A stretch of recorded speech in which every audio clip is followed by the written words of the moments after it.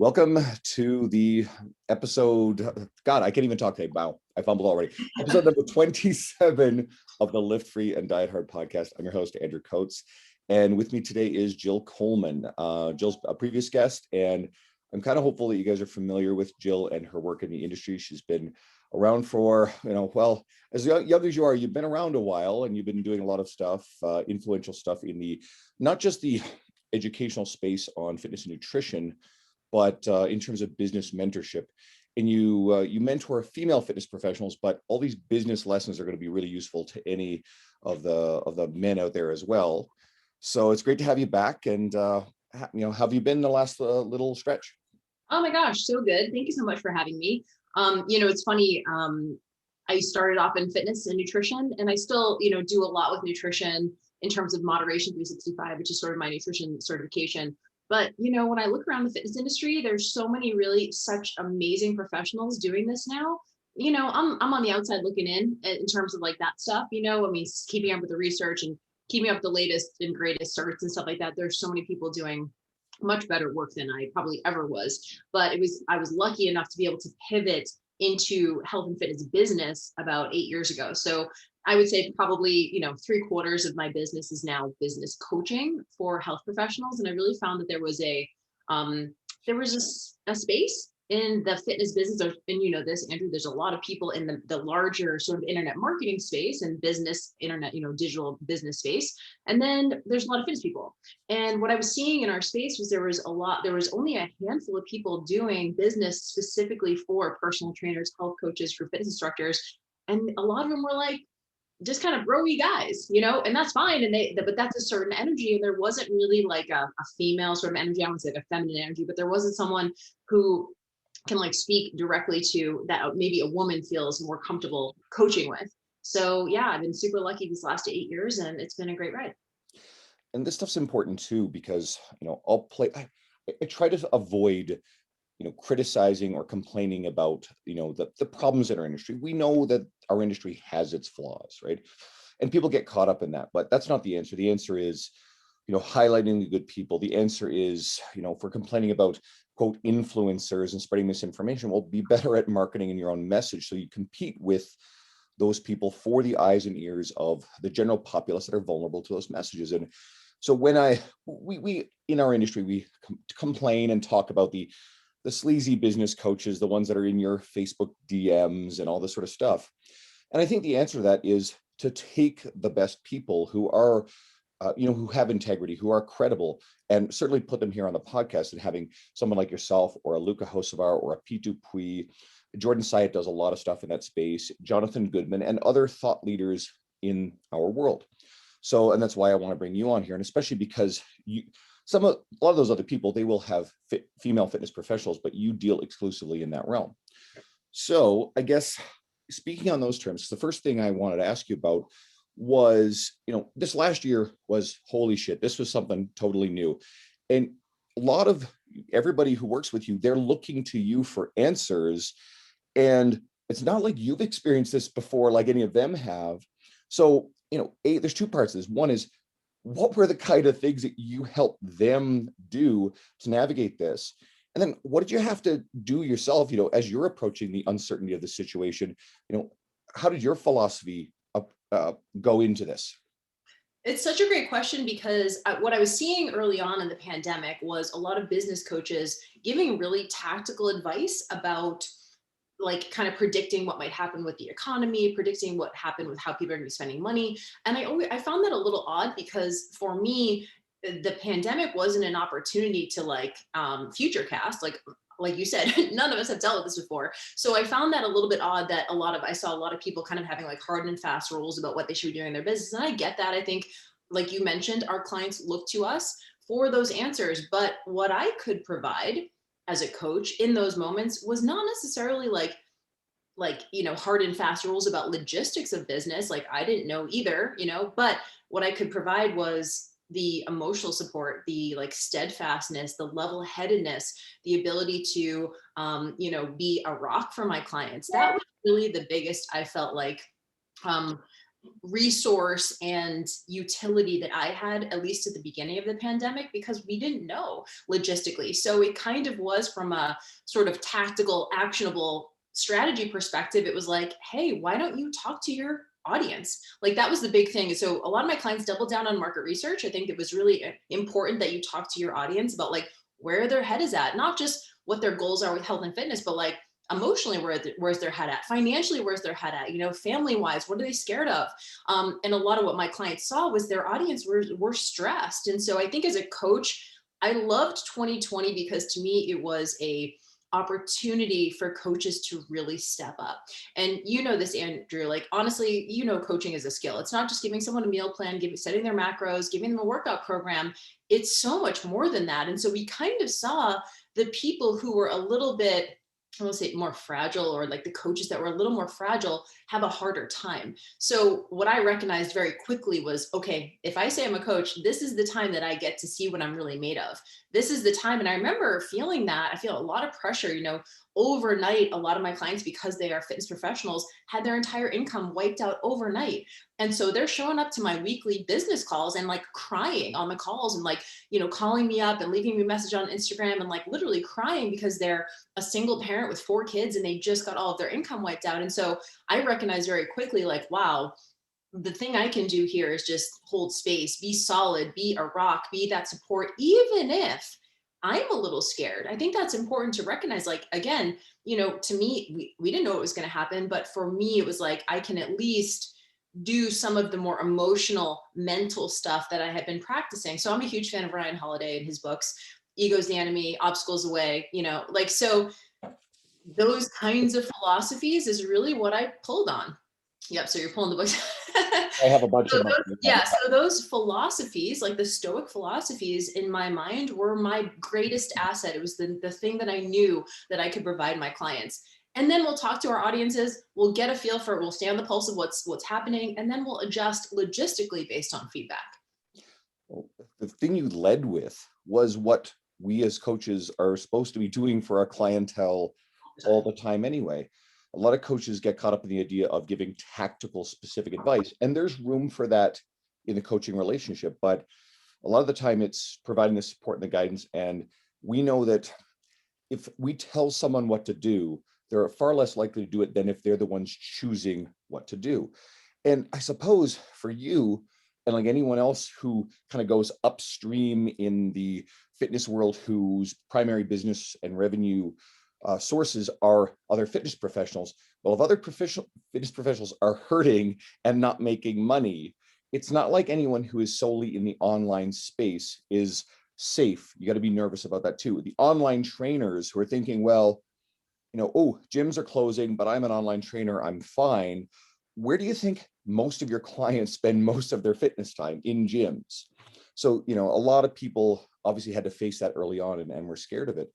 So I guess I'll try to collect my thoughts here on this one. What about when you first saw this all happening? What was a big shift for you? From the perspective of, I mean, I think, and I kind of hate to say this, but being online, I was super grateful for that. I do believe that like we have an advantage. So just like full transparency, my business has really grown in the last year. And I kind of feel like weird saying that. But for me, it really is an opportunity to provide literally, like I said, I've been doing business coaching for 8 years. So it's kind of like, wow, as a result of doing this for 8 years and being in the trenches with thousands of people over that time period, I have some best practices that are actually really like tried and true at this point. I'm not like a business coach who started last year. I'm not like someone who, couldn't make it in health and fitness. So I just moved into business and started making more money. I'm someone who has proven it, my business in health and fitness. And then over time, it has been able to extrapolate all of the different, and the space has changed so much. I would never teach what I was teaching 3 years ago or 5 years ago. Right. So I feel like the thing for me was number one, hold it down emotionally, hold it down mentally for my clients, be steadfast, continue to show up, continue to hold space, do all those things, and then embrace this huge wave of people who are going, I moved my classes or my personal training sessions onto Zoom because I had to. And I like kind of have a business now, but I don't know what I should do next. I'm doing all my personal training sessions, but now I'm on Zoom 8 hours a day instead of in the gym 8 hours a day. Here's a bunch of stuff, Jill, help me organize this. And so that's a lot of my new clients have come in because of COVID. And so for me, and this is like, and I know this sounds a little bit, I don't want to say like egotistical, but like they should come to me. Like there's a lot of disservices in the business space that I see. And I'm so glad that I'm having the opportunity to service these people because I know the things that I'm teaching work and they work. They're tried and true in my own business and with all of my clients over years and years. So I feel immense gratitude, immense sort of like honor and humility to be able to take on some really amazing fitness professionals over the last 6 to 9 months who frankly don't want to go back to the gym, to be honest. Like a lot of them don't want to, and they're trying to figure out how this can go. And I'm grateful to be here. I mean, to me, the internet business space, our clients are more comfortable doing online virtual training now than they've ever been. I think it also forced a lot of our clients to get online and see the thing that they didn't want to do. They were like, oh, I guess this could work. Okay, I guess I could work out at home. Or I guess I kind of like having this accountability and having this Boxer access or WhatsApp access or whatever it is. And so we've seen a lot of our clients now actually enjoy this as well. So to me, sky's kind of the limit with this space. Well, just to what you said, I mean, you're on this podcast today, so that's an endorsement of why I want people to be in front of you. I sent a very good friend of mine, I'll give Taylor Temple a shout out. She's great. I sent her directly to you to explore what you were doing, and so she's now working with you, and she's thriving. Right, she really loves it. So, I can't put you on here or say nice things without actually having walked the walk on that. So I hope anybody listening hears that endorsement. And especially for the female fitness professionals listening, you have entry level things that they can do, like mini courses, so they can kind of get a sampler of it before they have to turn around and make a giant commitment to work with you. Yeah. So, I mean, like shout out to Taylor. She jumped. She was very much like, cool. I know I want to do this. I'm not afraid to invest. And she's made some, big changes in her personal, like professional life over the last year or so. And she was all in. And so I think what we are seeing is, and this is, I'm grateful for this. And I wish, and I hate that it was a pandemic that took people, like it took a pandemic for people to really start to invest in their business. To me, I see fitness professionals all the time who will spend $1,000 on a nutrition certification or a fitness certification, but they won't spend $1,000 on business coaching.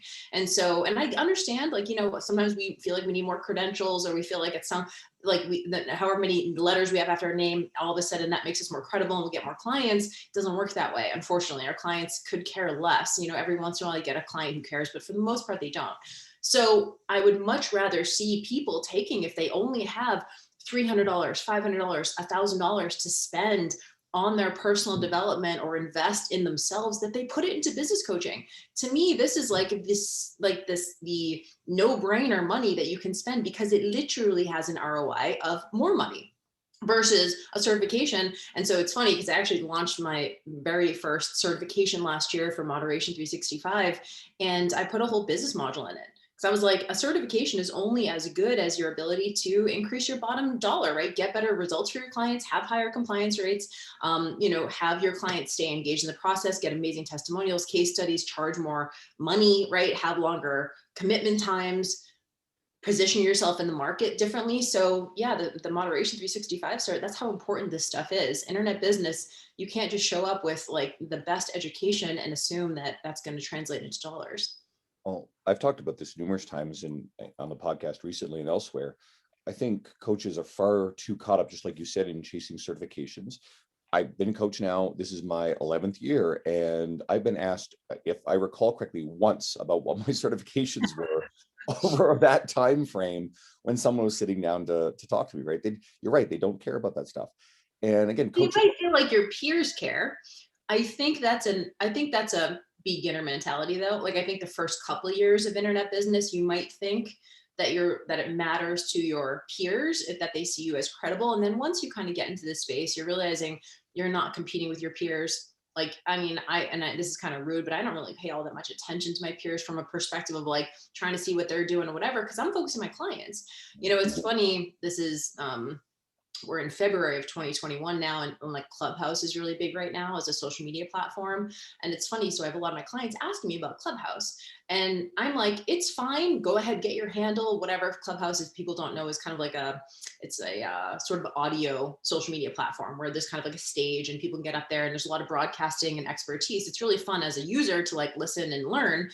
But as a business strategy, it's not as proven as what we already know works. So I always tell them, like, make sure you're taking care of your house, right? Not Clubhouse, your house. So it's always like coming back to what is working. And I think at the beginning of your sort of online, maybe fitness entrepreneurial journey, it can feel like you need to be everywhere and like you get shiny objects, and you're just much more susceptible, I think, to that because you're not solid on your own path yet. But I think, like I said, I think that's about that like 1 to 2 year mark after that. And I'm sure you're there too, Andrew. It's like you're worried about your clients, like first and foremost, right? You're worried about your own house, not Clubhouse or whatever the next thing is. So And I think of Clubhouse, my original, I haven't experienced it, but I think of it as a time sink. I'm like, I don't have time. I'm behind on this week's podcast. I have seen an absurd surge in business. So I have been involved in a whole bunch of projects that I can't talk about, a bunch that I can. I started up my own mentorship recently, which I've always joked I'd never want to be in that kind of business coaching space. And I've capped it. It's 10 people and they're loving it. And I'm actually finding that really fulfilling. It's about, maybe 20 some odd hours a month for me, but the type of people that I'm, working with are really committed. So it helps me shave off maybe those 20 hours of very inconsistent.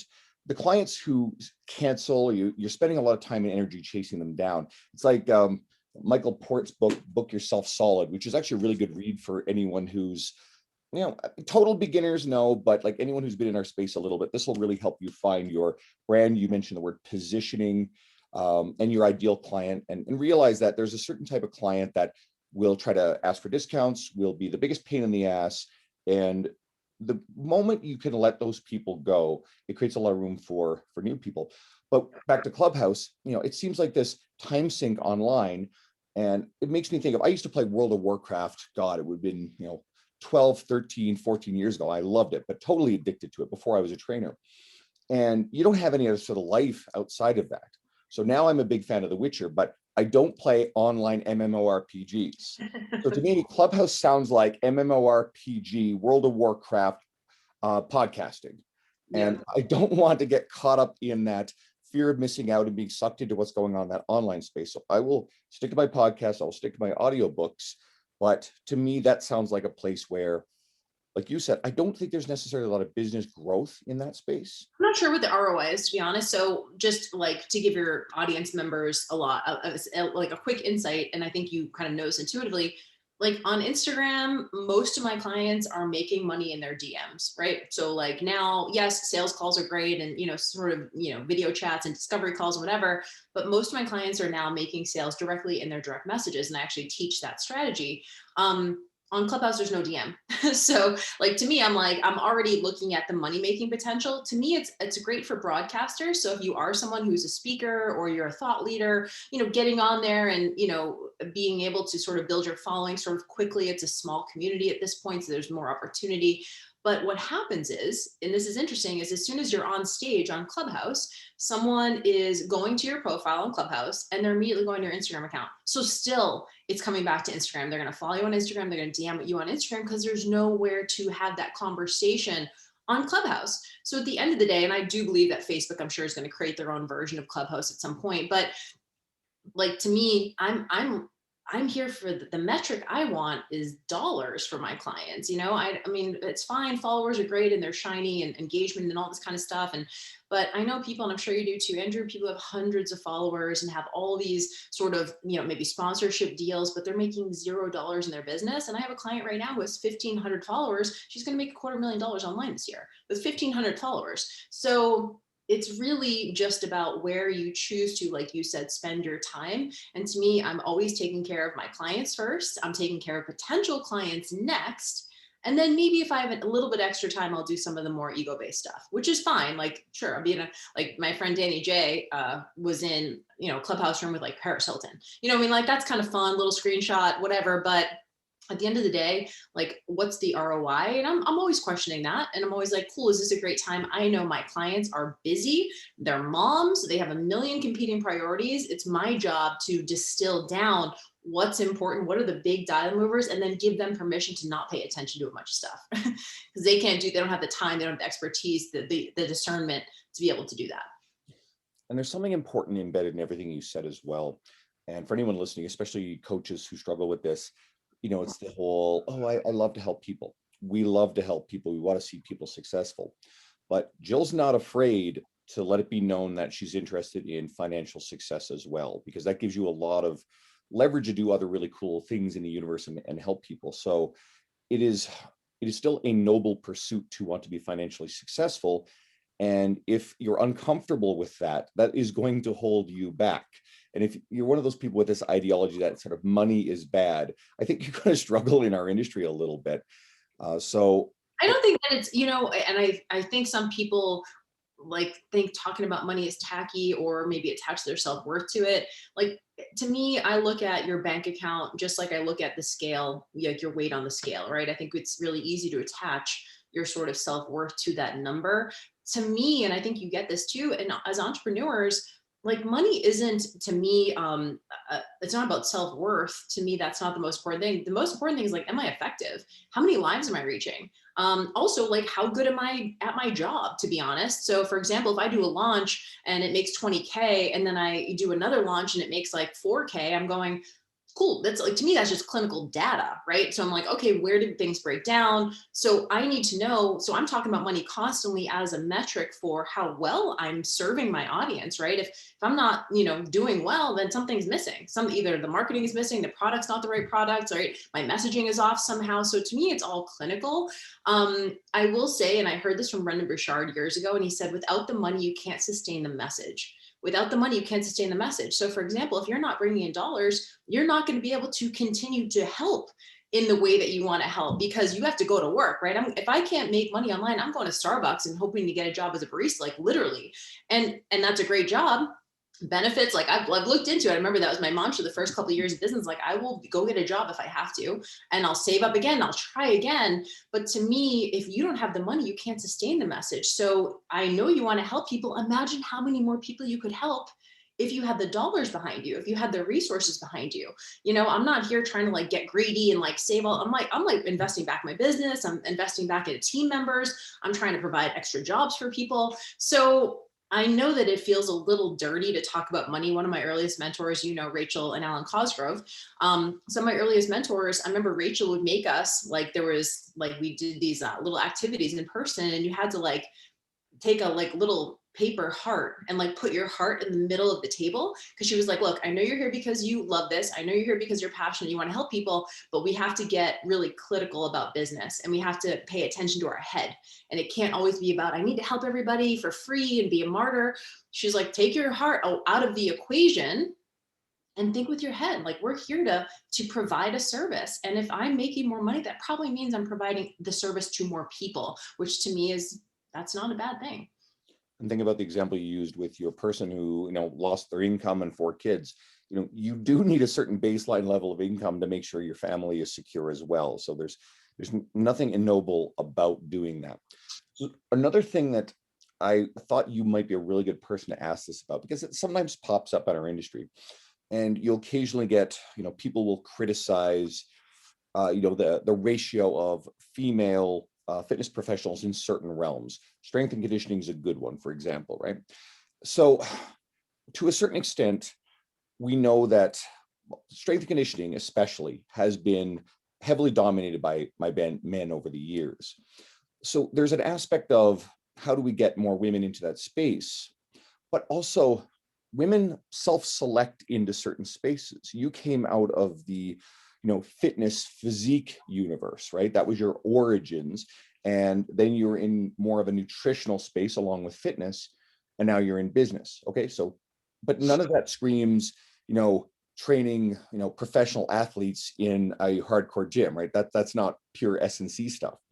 So what are your thoughts on getting more women into, the spaces that they don't necessarily have access to, but at the same time, with women probably going more, and I don't want to make it sound like it's a bad thing, but they're going into image-based Instagram stuff more readily too, because it's more accessible. So at what point do we kind of have to just say, okay, we can't force people into spaces they're not necessarily interested in going, because there are other spaces that are much more appealing to them. So I'll open the floor to your thoughts on that topic. Yeah, it's kind of a catch 22, right? It's like which comes first, the chicken or the egg. I think when it comes to at least the internet business side of things, the thing that I'm really grateful for at this point is that there are so many more people doing this work now. I think you kind of hear, how the space is saturated, and like it's just like there's so many online coaches now, and it's just it feels really almost like there's a scarce energy.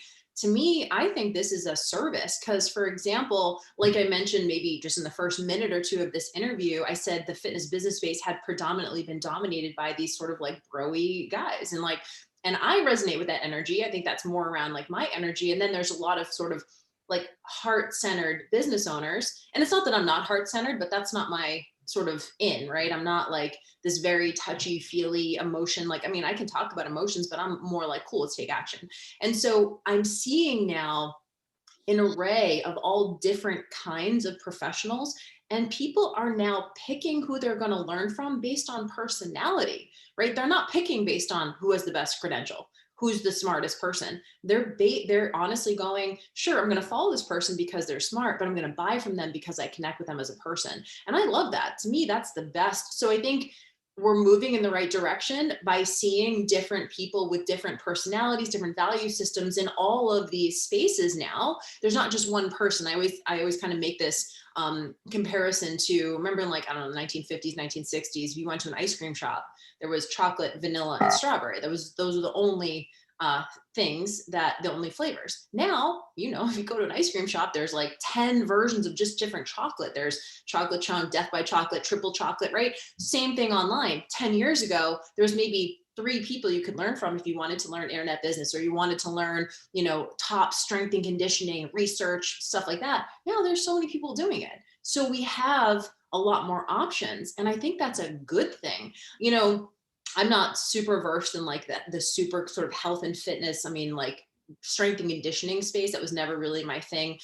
But like sitting at home reading research all day, and there's people like that, but like those aren't always the best people to learn from. They might be the smartest, but maybe they just don't have that many clinical hours. You know what I mean? Maybe they know all the science and they're at home reading biochemistry and the latest everything, but they don't have a lot of clinical experience. Or maybe they don't walk their walk, right? So there's opportunities to learn from different types of people. And so I think we're moving in the right direction. I don't know if there's any hard and fast rule to like lower the barrier to entry to get more people into a space. I just want to encourage, and this is part of my platform, is encourage women, mostly because that's probably 98% of my audience, to like do whatever the fuck they want. At the end of the day, like be where you want, say what you want, be yourself, and let's see who shows up as a result of that. And I think this idea that you need to force people, or that you need to like curate something to be somebody, just be yourself and let's see what happens. And the more people who are out there being themselves and putting their sort of ideas, personality, value system, even social views, like all of that stuff out there, allows for our audiences to make an educated choice, to make a very informed decision about who they want to learn from. And when I find people within that space that I've gotten to know, I can think of my friends Savon Fagan and Erica Suter. They're both in a bit more of the strength and conditioning world. Erica trains a lot of young soccer athletes, but neither has gone out of their way to grow a really big social media presence. So and they've both been previous podcast guests. So anyone who's really interested in this topic, maybe go back and check them out.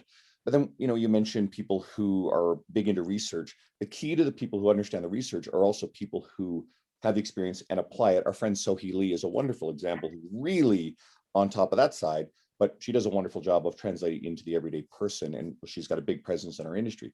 So she's a good example. And then You mentioned, sorry to cut you off, but you mentioned early in the podcast about the sort of policing of who has the best information, who has the right information. And one of my mantras is the person who has the right to do it is the one doing it.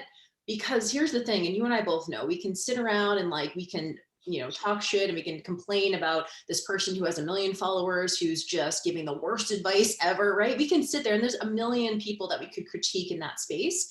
But at the end of the day, to me, I think that us professionals, like people like who are really just cerebral and we want to like the biochemistry and whatever, that's not accessible to the lay person. So that person who has a million followers, they have not only say dumbed down, but they have watered down their information so much that it is accessible by the average person. So I don't know that it's really like us pointing out those disservices is effective. What's more effective is how can we get better at making our information more accessible? You know, and like to your point, Zoe does such a great job of that. That's why she has such a large audience. I think Jordan Syatt does such a great job with that. That's, you know, so he's reaching so many more people because he decided to just make his information more accessible to the masses. And we've got a lot of people like that in our space. I mean, someone else you're very, very close to is Dr. Jade Tata, and Jade is wonderful in this space too. Jade, I've got to get him back on as well. He's a previous guest, and I want to point something out to the audience too. Anytime I get a guest who really does something specifically well, I want to do this. Listen to the way Jill interacts with me. This is something that's not an accident, and I'm sure it has a lot to do with why you're successful with the people that you work with. And Jade does it better than anybody. The way that, like, because I had never met Jade in person and brought him on the podcast. And Jade has an unbelievable manner of the way he speaks to other people, but makes them feel part of the conversation. He's very engaged with people. He always refers to the other person.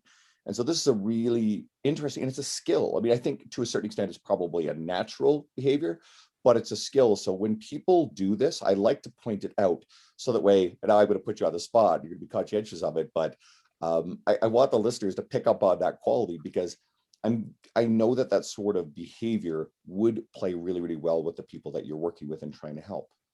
You know, I think it's important, and this is, I'm sure you feel the same way about this, where like if you have a client, like we're a team, right? Like we're a team. Like that's how I see it. So if someone comes to work with me, I'm very much invested in their success. Now, I don't take the results personally. Like I think a lot of coaches can get really emotional and almost like sensitive if their clients aren't producing or their clients are doing something else. I take my clients' results very seriously. I don't take them personally. So what I mean by that is like if we're working together, like we're a team. I'm not up here and you're down here, right? It's like, cool, we're doing this thing together. We've decided to be on this journey together. And so I think that's kind of maybe what you're referring to is this feeling of like, or this inclusion, right? This like feeling of inclusion. And, you know, when I got on a podcast with you, Andrew, I know you have a decade or more of experience. I want to pull on that too. Like let's have a conversation. I'm not sitting here being like, I know this and you're down here. It's like you have a ton of stuff that I can learn from too. So to me, I want to pull on your experience as well. So when I say like you get this, Andrew, it's because you do get it. You've been in this space long enough and like you have the same sort of reps that I do. So yeah, I mean, I think the team sort of mentality, to me, that's always what it is. And that gets such better results. I've been in groups where maybe the person who's running the mastermind or the person who's the coach always kind of, I don't know, not like puts you down, but like makes it known that they know and you maybe don't know, or like you're still a beginner. And I'm like, cool, but also there's something that we can learn from everyone. So if I have like right now, one of my clients is a mom of 7, and I'm like, and she's like a grandma, and I'm like, holy shit, that's amazing. Like there's so much wisdom there that like I have no insight in. You know, I'm not doing business around being a mom, but like to me, I'm like, damn, this woman is legit, right? So I'm wanting to know about that. So I do believe that we are always a team, right? I always believe that there's something that we can learn together and we're on a journey together. And that journey is going to look different depending on who the person is. Like, for example, Taylor, right? We talked about this a little off air. She has an amazing set of assets, an amazing, you know, story, experiences, expertise, all that stuff. It's my job as her coach to help her put the puzzle pieces together to create that successful business. So yeah, I mean, to me, it's all inclusive. And there's something embedded there too. I've been reading a book called The Almanac of Naval Ravikant, which is a phenomenal book. Honestly, everybody in our space needs to read this book. It's easy. And there's mention of playing status games and how that's a very, it's certainly a very finite game. It's a very, it's not in a very abundant behavior. It's a zero sum game. That's the words he uses. And it's very clear that you're not interested in playing status games, or a lot of other people get caught up in that sort of thinking. And in being zero sum, if someone is trying to elevate themselves, they invariably will have to put someone else down. If you can break away from that line of thinking, then you're going to get a lot further in our career than if you're caught up in that sort of stuff. We see that a lot with, and even in the fitness business space, we see almost if someone else is doing well, it kind of maybe feels like we're doing worse. And that's just not true. To me, there's plenty of, like my mantra is, there's plenty of, success, happiness, money, clients to go around.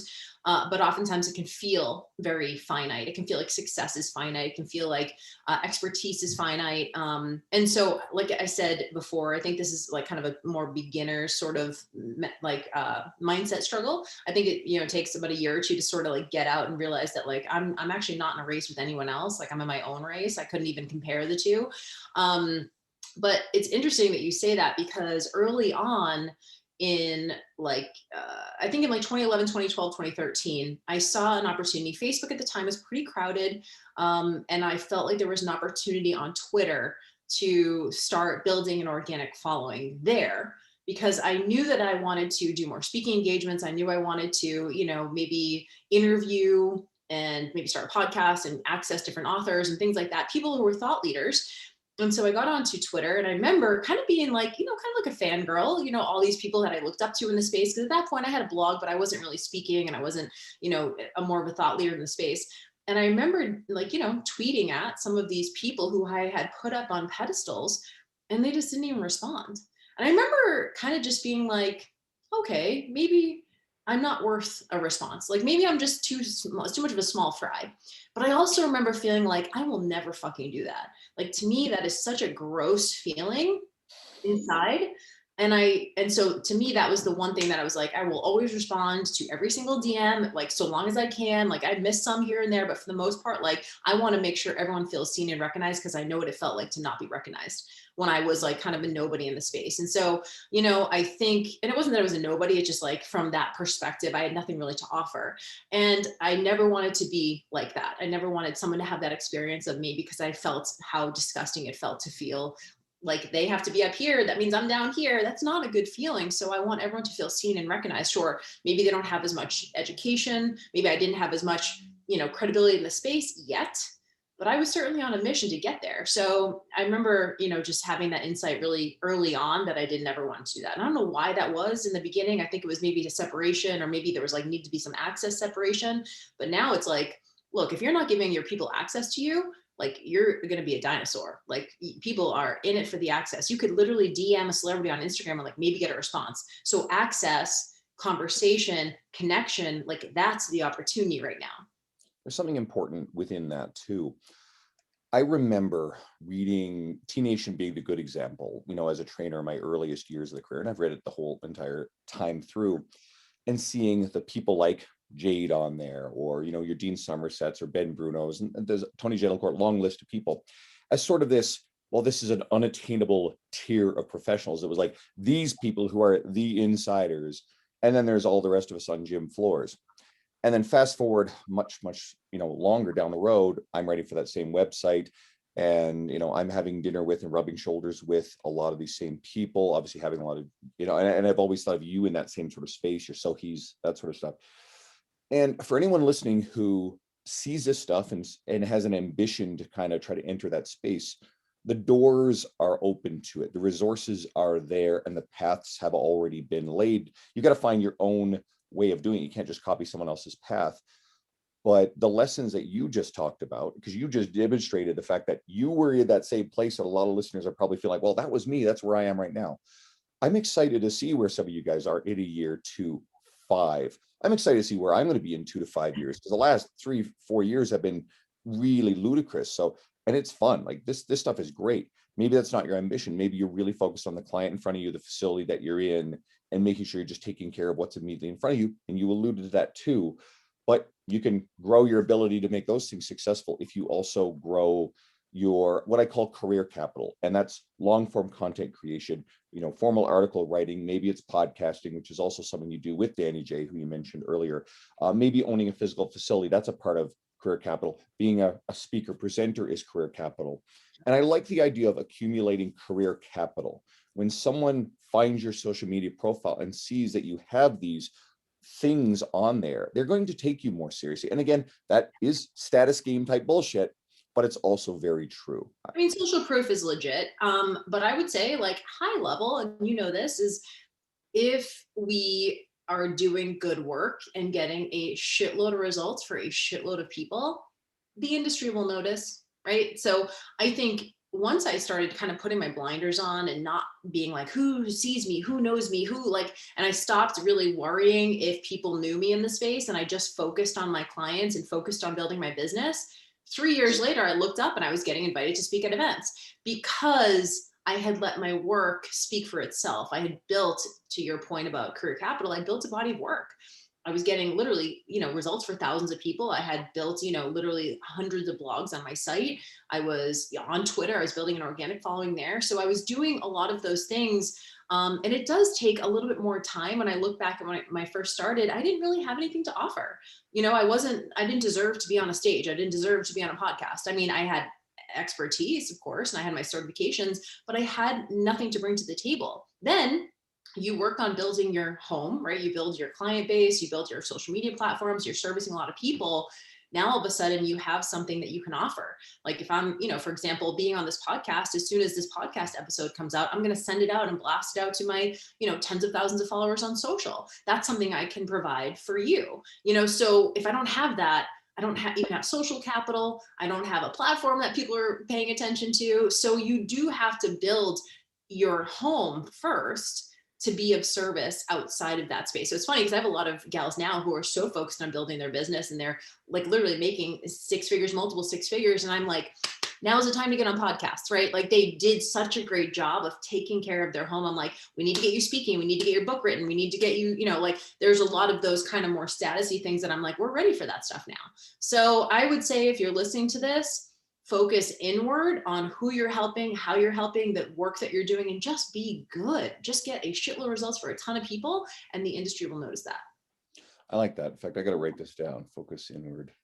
I think I want to grab it as a title and then maybe make this the title of the episode. I like the idea of focus inward, then build outward. Now, actually, you mentioned being on podcasts. That is something, as my social media following grew in the last 12 months, anyone who's been following along has seen what's happened there. I've gotten an enormous number of invitations to appear on podcasts, and there's been a lot of that, which only just fuels more people coming back, which, as you said, you can be really successful without the following. I still think it's not a bad thing to do some of the things that will lead more people to your door. There's more people seeing you, which can lead to more online clients. If you want to be in the business mentorship space, it's really good.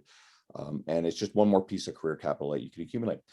Speaking of, you had a post just a couple of days ago, and it was the things you would tell your younger self. And I know this is a thought experiment that we often do. And my answer to this always starts with, I wouldn't change a damn thing, because despite knowing full well there would be a lot of things we could possibly change. I wrote an old article on this stuff, things I would tell my younger self, but I wouldn't mess with how it played out for fear of the butterfly effect messing it all up. So the thought experiment, though, and you list it on there, anyone can go and read this on your Instagram, but what are probably some of the most important things you would say to everybody who's, on their way up through on this path, to what would you go back and tell yourself to do differently? I think, a lot of what I just said is probably what I would tell myself. I think in my 20s, I didn't start my business at Jillfit until I was 29. So if you are worried that you're too late or whatever, like to me, I wish I started younger, but I was doing other things. I had a lot of sort of ego pursuits in my 20s, and I wouldn't, like you said, I wouldn't change it for the world, but I spent a lot of time focusing on my six pack and who knows me and what magazines am I getting into and am I lean enough, and like a lot of these more myopic sort of pursuits. And I wouldn't change them because I learned so much, but I think if I could go back, I would have had a higher perspective, better point of view sooner, and realize that it's not about me so much as it is about the impact that I can make. And of course I was, working in the gym, and I was working 70 to 8 hours a week in the gym, and I was helping those people. And I certainly felt good about that. But I think it was more a grind, and it was all about me. It's like, I have my clients. There was nothing else. There was no bigger sort of purpose than, let me train these clients to make this money and see if I can get in these magazines. Like, and it was fine. I remember even getting my first magazine cover and thinking like, I'm going to be rich. Like, I don't know what I thought. I think this is back in like, I don't know, 2007 or something. I remember just thinking like, okay, now I'm going to make it. And so I wish that I just understood what was important earlier, which was it wasn't about me. Sure, I mean, I'm still like vain enough to like want to have a six pack, but I realized it's not about that. That's not the thing that is helping anybody else in the world. What I can focus on more is a higher perspective and really realizing how I can be of service. So one of the things I said on that post was your life will be changed the more lives you change. And that's seriously how I feel. And I think that's probably one of the most important ones for me is realizing that there's so much potential. And that's why I love the internet as a vehicle for this. I mean, that's why I'm so passionate about internet business. Yes, money, yes, financial freedom, yes, sort of location independence. But at the end of the day, like, are you feeling fulfilled by your work? I know, I think the generation maybe older than us went to work because they just needed to make money for their family. We're in a generation and younger generations where like having fulfillment in our work is extremely important. Like, and I'm sure this is the same for you, Andrew. Like, my work is who I am. You know, I have other pursuits and I have hobbies and relationships and things like that, but this is who I am. I wake up and this is what I'm thinking about. And that's such a gift that we're at a time where we can literally craft the exact career that we want. We don't have to be anyone else. So to me, that's why the internet is such an amazing space, especially personal branding. You get to show up and be yourself and see what happens as a result of that. So there's a lot of lessons. Obviously, there's some more like romantic lessons. You mentioned JT, who's my ex-husband. We went through a lot together. We're really close now, but we had, you know, some sort of relationship issues that we went through years ago. And there's some of that kind of stuff too. But for the most part, it comes down to personal development. Like, what do you want? Who do you want to be in the world? What's important to you? Now that you've had however many reps of years of, you know, lessons or emotional struggles or financial struggles or whatever, at the end of the day, who do you want to be? How do you want to live like day to day? I mean, the idea that I think, again, the generation maybe like older than us was like, you hopefully have enough money to retire at 65 and then you can like finally start living your life. Like, I'm like, we need to live now, right? We need to live now. There's nothing that's guaranteed. And of course, I think you've read The 4 Hour Work Week by Tim Ferriss. We've mentioned that on this podcast before, but that was something that really opened my eyes to like, yeah, what the fuck am I doing? Like, I'm just wasting away working crazy hours, making a decent living, but then I'm like, you know, I'm like waiting for the weekend. So for me, I want every day to feel like a weekend. And I think the internet, and I know this sounds really lofty and maybe this sounds really elitist or maybe sort of privileged, but I want everyone to feel like even if they're still working in person, they still have a corporate job, or they're still doing whatever, they're in the gym grinding, there is something else that they can start to pursue, even if it just starts off as a hobby, right? The internet space gives us the opportunity to create whatever we want. And to me, that's really a gift. Look at someone like you just described, Susan Niebergall, and I'm sure you must know who Susan is, right? Oh, you'd love Susan. So Susan is Jordan Syatt's partner with the Inner Circle and involved in some of his other projects. So Susan is 60 and can do weighted chin-ups. Susan is shredded. Okay, she's going to give you a run for your money and then some. And she's a lovely human being, and she is a retired teacher. So her first career was teaching, but along the way she got involved in fitness and was, getting other people in a gym setting and sort of like coaching, I think casually. Then it sort of built up, and then in her early 50s, if I'm getting this correctly, I think she retired from teaching, got more into the fitness space, and it grew and grew, and then mentored under Jordan and became part of his world.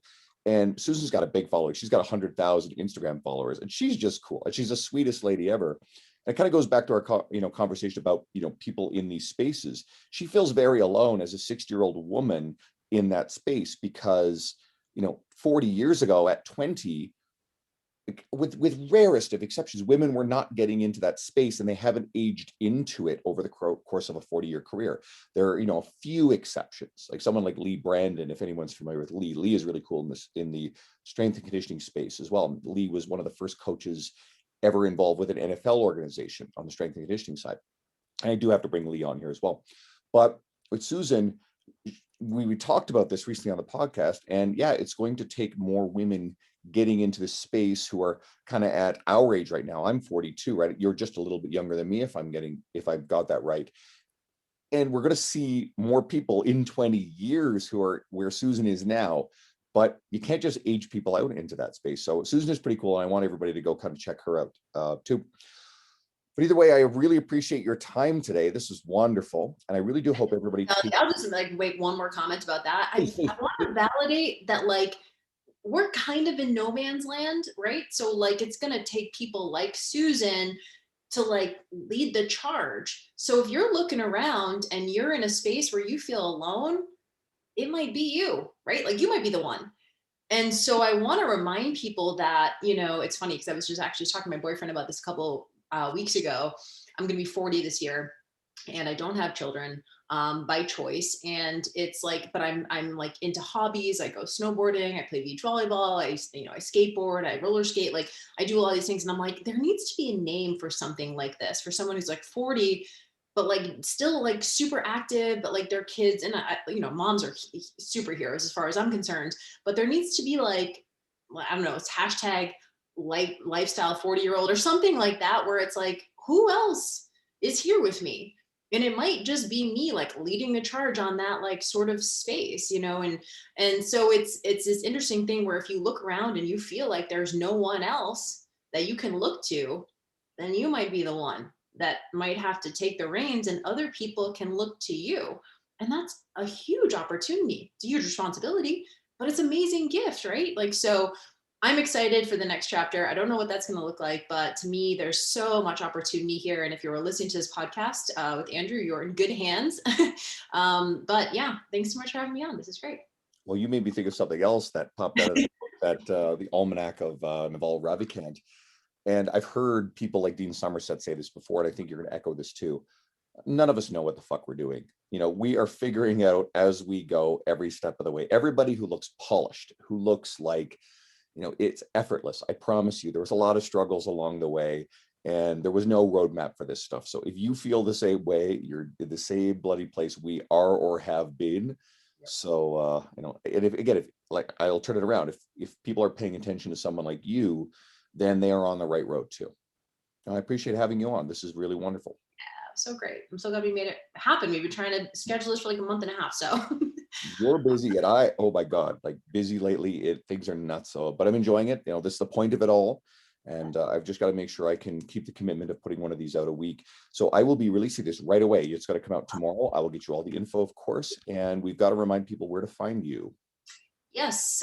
So it's at Jill Fit on all the socials. And I just started my own podcast, another one about 4 months ago called Fit Biz You.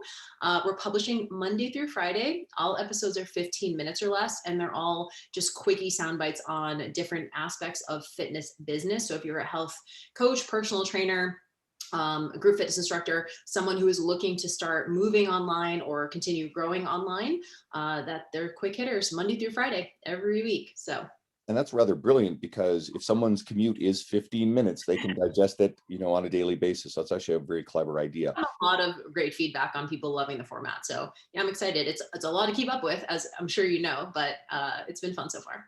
Great. No, again, I'm grateful to have you on here, and anyone listening, thank you for your continued patronage. I appreciate it. And you help me by reviewing it, by sharing it with someone that you think would really gain some value out of it. And I will continue to keep pumping these out. So thanks, Jill. I hope you have a really wonderful day, and you will be returning in at some point in the future, especially if you have something that you want to come on and chat about, or if it's just been too long, I'll just scoop you up. All right. Sounds great. Thanks so much for having me. Thank you. All right. Bye, guys. Bye-bye.